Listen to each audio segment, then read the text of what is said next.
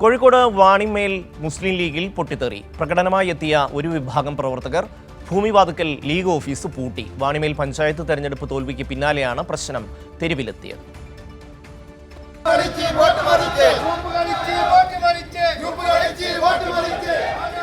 ഞായറാഴ്ച രാത്രി 8:30യോടെയാണ് വാണിമേൽ ഭൂമിവാതുക്കൽ ടൗണിൽ ഒരു വിഭാഗം മുസ്ലിം ലീഗ് പ്രവർത്തകർ പ്രതിഷേധ പ്രകടനവുമായി രംഗത്തെത്തിയത്. മുസ്ലിം ലീഗ് പഞ്ചായത്ത് കമ്മിറ്റി പിരിച്ചുവിടണമെന്നാവശ്യപ്പെട്ടായിരുന്നു പ്രകടനം.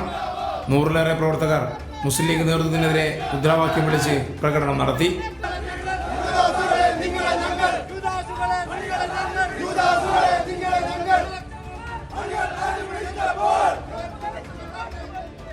പ്രകടനത്തിനിടെ ലീഗ് പഞ്ചായത്ത് കമ്മിറ്റി ഓഫീസിലേക്ക് ഇരിച്ചുകയറി ഓഫീസും സംഘം താഴിട്ട് പൂട്ടി.